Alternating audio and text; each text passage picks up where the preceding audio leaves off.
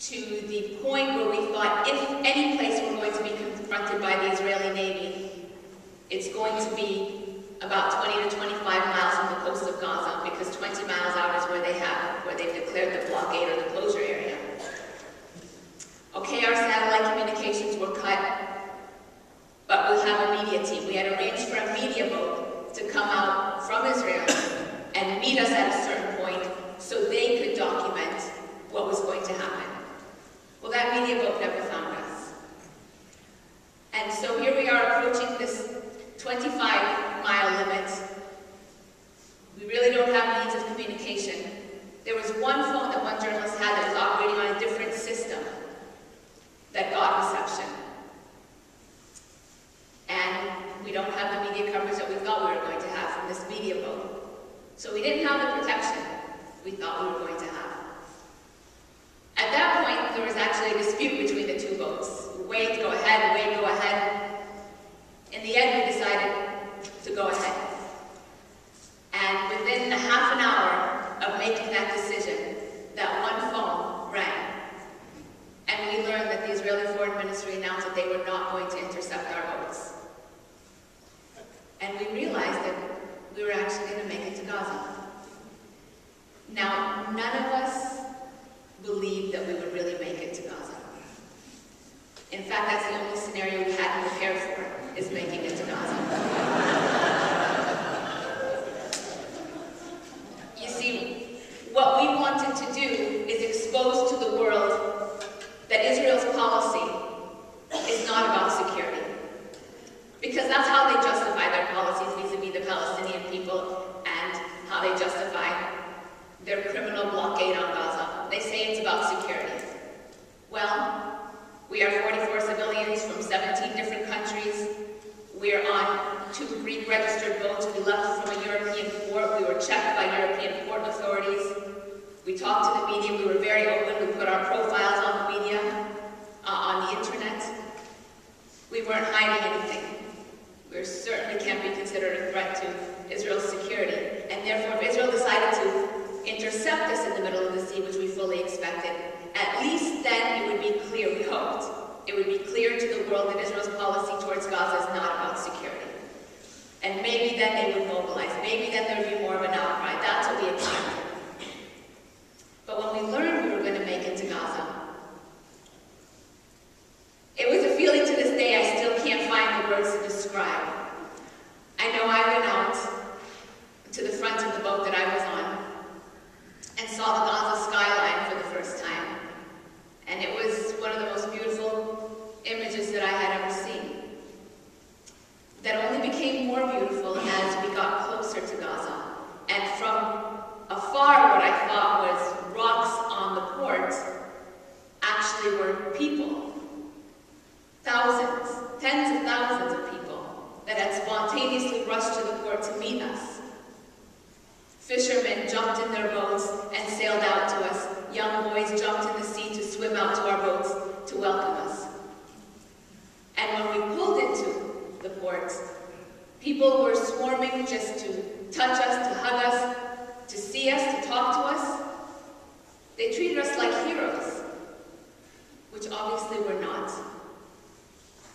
And to tell you the truth, I'm not the only one. Every single one of the people on those boats took their strength from the Palestinian people, and the fact that they are every day of their life facing this massive military machine that is intent on getting rid of them, and they insist on life.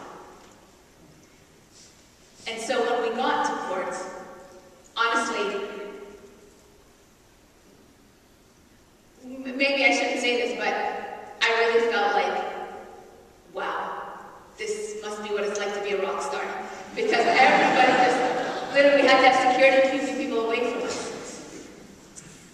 And why was that? It's not because we were carrying humanitarian aid on our boats.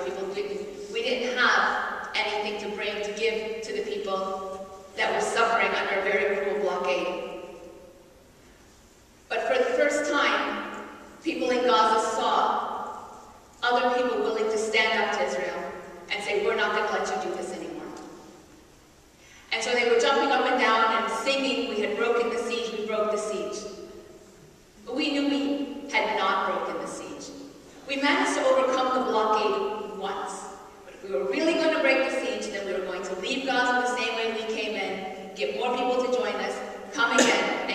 going and coming until we opened a sea lane to Gaza, and then effectively we would have broken the siege. And that's what we promised the people of Gaza that we would do. 5 days later, we left on our boats and we managed to take out some Palestinians. Unfortunately, a small number because we didn't have room on our boats and other logistical difficulties, but we took out a family that had been separated from the rest of their family. They had come to Gaza to visit, and then 2 years later, they still couldn't get out.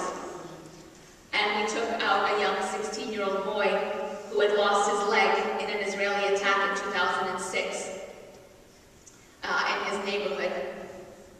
He had his leg amputated, and Israel would not let him get treated inside Israel or give him the permission to go get treated anywhere else.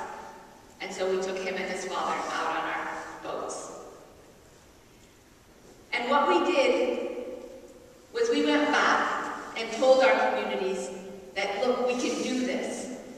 We called on international organizations, states, entities that had more resources than we did to join us.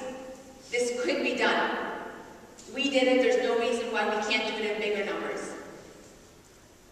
Unfortunately, we didn't have the response we had hoped for, so we continued sailing by ourselves for a while. From August to December 2008, we managed to send 5 missions to Gaza. 5 times we entered, carrying in with us doctors and journalists and professors and Nobel Peace Laureates and parliamentarians and people that would have otherwise not had access to Gaza. And at the same time, we took out Palestinians that needed to go study abroad or that needed to get medical attention abroad. On December 27, 2008, Israel started what they call Operation Cast-Lead. They began their aerial assault on Gaza. We decided to send in emergency boats. And so we took what we had then was a small yacht that was donated to us. We filled that boat with medical supplies, 4 surgeons, and some journalists that also weren't being allowed to Gaza, and other human rights workers, and we set sail for Gaza. On December 30th, in the middle of the night, an Israeli warship rammed that boat in the middle of international waters and left it to sink. It didn't sink. The captain was able to get it to a safe port in Lebanon. Maybe Israel thought that that's it, they would end this boat movement. But we said, we're not backing down. We're not backing down to this kind of violence. And we organized another boat 2 weeks later to sail again to Gaza to try to get in. Israeli naval warships surrounded and almost capsized that vessel. And then in the summer of 2009, we tried again, saying we're not going to give up. That boat was called the Spirit of Humanity. Israeli commandos raided that ship, commandeered it, and arrested everybody on board, including a former member of the U.S. Congress, Cynthia McKinney, and an Irish Nobel Peace Laureate, Mairead Maguire, and threw them in jail. So 3 times we weren't able to get in. Same question, what do we do now? One thing was clear, is that we were not going to back down. We are not going to back down for 2 reasons. One, because the violence that was perpetrated against Palestinians, especially in Gaza, every single day, is 100-fold more serious than what was perpetrated against us and the violence that we endured. And secondly, we were not going to back down to this violence. We were not going to give in to the notion that military might is stronger than the rights that we were fighting for. So we weren't going to. But what do? We decided on a change of strategy. Instead of sending 1 small boat to Gaza, we were going to send a flotilla. And from the summer of 2009, we began working